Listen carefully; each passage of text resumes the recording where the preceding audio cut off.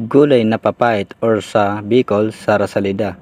Ito ang gulay na napakapait na nakukuha lamang sa damuhan or sa palayan. Ganito ang itsura niya, para siyang malunggay. So ihimayin ko rin ito na para malunggay. Kunti-kunti kukunin ko yung dahon. Siyempre isa-isa natin yan. Ito na nga pala. Tapos ko na siyang mahimay kaya dapat linisan na ng tubig. Kaya binuksan ko na yung kawali para painitin yung kalan. Ay mali. Binuksan ko na yung kalan para painitin yung kawali at maglalagay na ako dyan ng mantika. So gusto ko maraming mantika para mas maalis yung pait niya. Yung taba, papagmantikain ko rin yan. At yan, medyo okay na yung mantika niya, medyo marami-rami na. So mapisik kasi yung mantika kaya ilalagay ko na dyan yung kamatis para maprito na rin.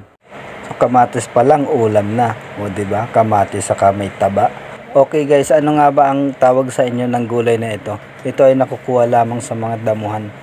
So ilalagay ko na rin yung bawang at saka yung sibuyas para magisa na silang lahat. Para manuot na yung lasa ng ating sahog na taba ng baboy. So ayan na. Pwede na natin yung ilagay ang dahon. Sa mga nakakaalam o nakakakilala nito, ano nga ba ang pangalan nito?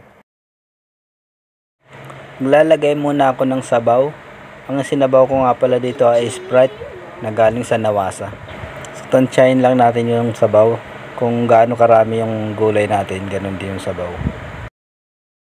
Naglagay nga pala ako dyan ng magic sarap, 14, 15. Saka yung asin, 29. So kailangan tansyado lang yung bilang para hindi maalat. Ilalagay ko na rin dyan yung gulay. 1,980. Hindi po bilang ng dahon yan. Yung po yung taon ng kapanganakan ko. Hindi pong pansinin.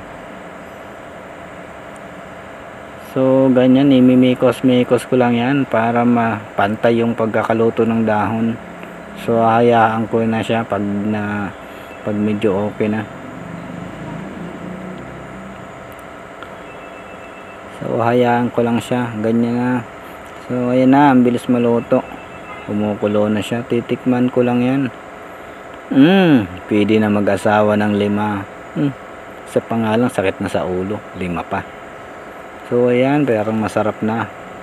Parang ang sarap ng kainin, kumukulo na siya. Maghahanda lang ako ng kanin na. So ayan na, umpisahan ko ng kumain. So namiss ko kasi ito ilang taon nang nakalipas, di na ako nakakatikim na to. Ito nilagay ko na sa kanin, ready to eat na. Maraming salamat sa inyong panonood. Sana masubukan nyo ito at matikman nyo sa inyong lugar. Tara po, kain tayo. Thanks for watching.